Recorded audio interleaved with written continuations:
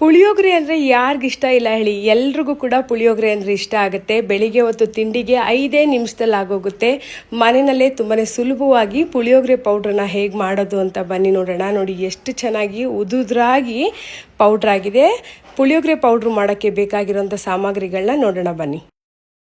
50 ಗ್ರಾಮಷ್ಟು ಜೀರಿಗೆ, 50 ಗ್ರಾಮಷ್ಟು ಒಣಕೊಬ್ಬರಿ, 100 ಗ್ರಾಮಷ್ಟು ಹುಣಸೆಹಣ್ಣು, 50 ಗ್ರಾಮಷ್ಟು ಕಪ್ಪೆಳ್ಳು, 50 ಗ್ರಾಮು ಕಡಲೆಬೇಳೆ, 50 ಗ್ರಾಮಷ್ಟು ಉದ್ದಿನಬೇಳೆ, 100 ಗ್ರಾಮಷ್ಟು ಧನಿಯಾ, ಒಂದು 12 ಬ್ಯಾಡಗಿ ಮೆಣಸಿನ್ಕಾಯಿ, 10 ಮಣ್ಕಟ್ಟಿರೋ ಮೆಣಸಿನ್ಕಾಯಿ, 1 ಟೇಬಲ್ ಸ್ಪೂನಷ್ಟು ಸಾಸಿವೆ, 1 ಟೇಬಲ್ ಸ್ಪೂನಷ್ಟು ಮೆಣಸು, 1 ಟೇಬಲ್ ಸ್ಪೂನಷ್ಟು ಮೆಂತ್ಯ, ಕರಿಬೇವಿನ ಸೊಪ್ಪು ಹಾಗೆ ಇಂಗು. ಇದಿಷ್ಟು ಬೇಕಾಗಿರುವಂಥ ಸಾಮಗ್ರಿಗಳು.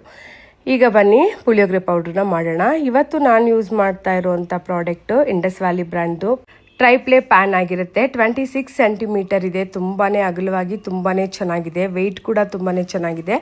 ಟ್ರೈಪ್ಲೇ ಆಗಿರುತ್ತೆ. ಗ್ಯಾಸ್ ಸ್ಟವ್, ಇಂಡಕ್ಷನ್ ಎರಡಕ್ಕೂ ಕೂಡ ಆಗುತ್ತೆ. ಇಂಡಸ್ ವ್ಯಾಲಿ ಬ್ರ್ಯಾಂಡ್ ಪ್ರಾಡಕ್ಟ್ಸ್ ಎಲ್ಲ 100% ಹೈಜೆನಿಕ್ ಆಗಿರುತ್ತೆ. ಕ್ವಾಲಿಟಿನಲ್ಲಿ ಯಾವುದೇ ರೀತಿ ಕಾಂಪ್ರಮೈಸ್ ಇರಲ್ಲ. ನಿಮ್ಗೇನಾದರೂ ಬೈ ಮಾಡೋ ಇಂಟ್ರೆಸ್ಟ್ ಇದ್ದರೆ ಲಿಂಕ್ ಅಂತ ಕಮೆಂಟ್ ಮಾಡಿ. ಮಂಜುಳಾ ಅನ್ನೋ ನನ್ನ ಕೂಪನ್ ಕೋಡ್ ಹಾಕಿದ್ರೆ ಎಕ್ಸ್ಟ್ರಾ 12% ಡಿಸ್ಕೌಂಟ್ ಸಿಗುತ್ತೆ. ಈಗ ಬನ್ನಿ ಪುಳಿಯೋಗರೆ ಪೌಡ್ರ್ ಹೇಗೆ ಮಾಡೋದು ಅಂತ ನೋಡೋಣ. ಮೊದಲಿಗೆ ಪ್ಯಾನ್ಗೆ 1 ಟೀ ಸ್ಪೂನಷ್ಟು ಎಣ್ಣೆ ಹಾಕೊಳ್ತಾ ಇದ್ದೀನಿ. ಎಣ್ಣೆ ಚೆನ್ನಾಗಿ ಕಾದಿದೆ. ಈಗ ಇದಕ್ಕೆ ಬ್ಯಾಡಗಿ ಮೆಣಸಿನ್ಕಾಯಿನ ಮಣ್ಕಟ್ಟಿರೋ ಮೆಣಸಿನ್ಕಾಯಿನ ಸೇರಿಸ್ಕೊಳ್ತಾ ಇದ್ದೀನಿ. ಮಣ್ಕಟ್ಟಿರೋ ಮೆಣಸಿನ್ಕಾಯಿ ಸ್ವಲ್ಪ ಖಾರವಾಗಿ ಚೆನ್ನಾಗಿರುತ್ತೆ.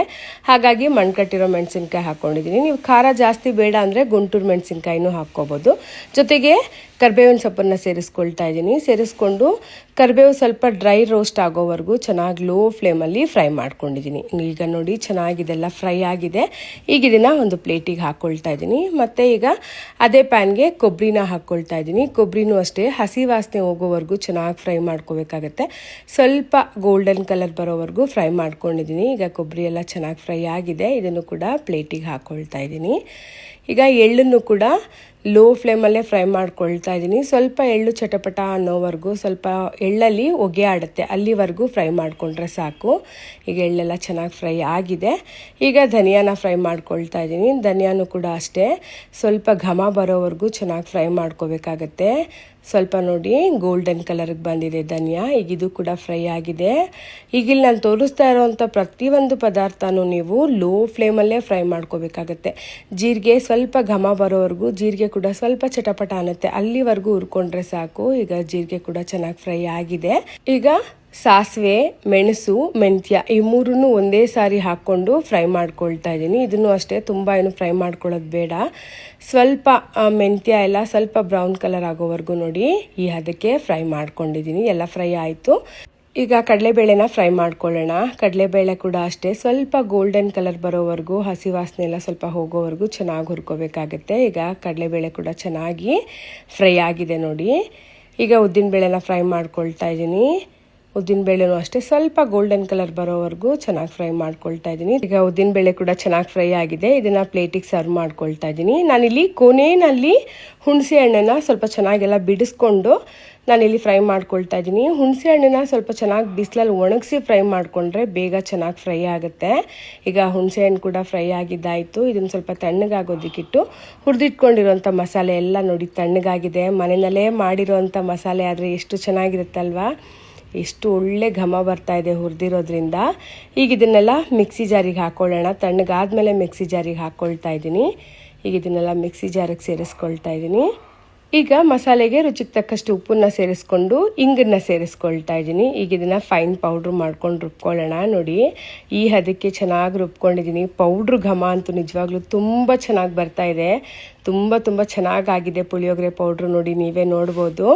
ಈಗ ಇದನ್ನೆಲ್ಲ ಒಂದು ಪಾತ್ರೆಗೆ ಹಾಕ್ಕೊಳ್ತಾ ಇದ್ದೀನಿ. ಈಗ ಇದಕ್ಕೆ ಹುಣಸೆ ಹಣ್ಣನ್ನು ಹಾಕ್ಕೊಳ್ಳೋಣ. ಹುಣಸೆ ಹಣ್ಣೆಲ್ಲ ಸ್ವಲ್ಪ ಚೆನ್ನಾಗಿ ಡ್ರೈಯಾಗಿ ಫ್ರೈ ಆಗಿದೆ ನೋಡಿ. ಇದನ್ನು ಹಾಕ್ಕೊಂಡು ಪೌಡ್ರು ಮಾಡ್ಕೋಬೇಕಾಗತ್ತೆ ಹುಣಸೆ ಹಣ್ಣಿಗೆ ಚೆನ್ನಾಗಿ ಪೌಡ್ರ್ ಆಗಿದೆ. ಇದು ತುಂಬ ಪೂರ್ತಿಯಾಗಿ ಫೈನ್ ಪೌಡ್ರ್ ಆಗಲ್ಲ ನೋಡಿ, ಸ್ವಲ್ಪ ತರಿಯಾಗಾಗಿದೆ.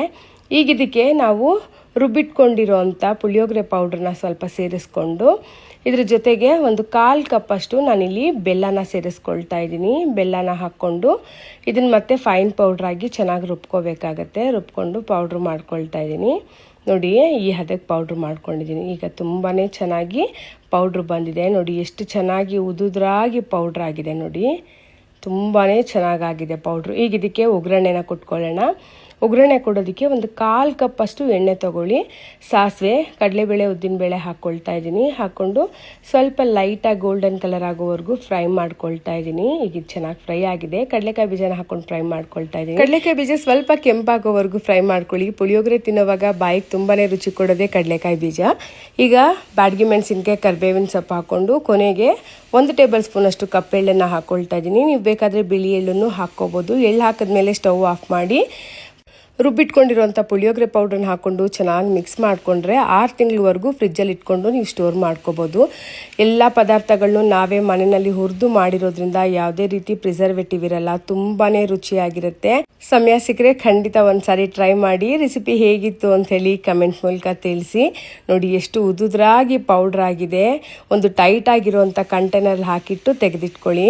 ವಿಡಿಯೋ ನಿಮ್ಮೆಲ್ರಿಗೂ ಯೂಸ್ಫುಲ್ ಆಗಿದೆ ಅಂತ ಹೇಳಿ ಭಾವಿಸ್ತಾ ಇದ್ದೀನಿ. ವಿಡಿಯೋ ಇಷ್ಟ ಆದರೆ ಲೈಕ್ ಮಾಡಿ, ಕಮೆಂಟ್ ಮಾಡಿ, ಹಾಗೆ ನನ್ನ ಪೇಜ್ನ ಫಾಲೋ ಮಾಡ್ಕೊಂಡು ಸಪೋರ್ಟ್ ಮಾಡೋದನ್ನು ಮರಿಬೇಡಿ. ನಿಮ್ಮ ಸಪೋರ್ಟ್ ತುಂಬಾ ಮುಖ್ಯ. Thank you so much for watching.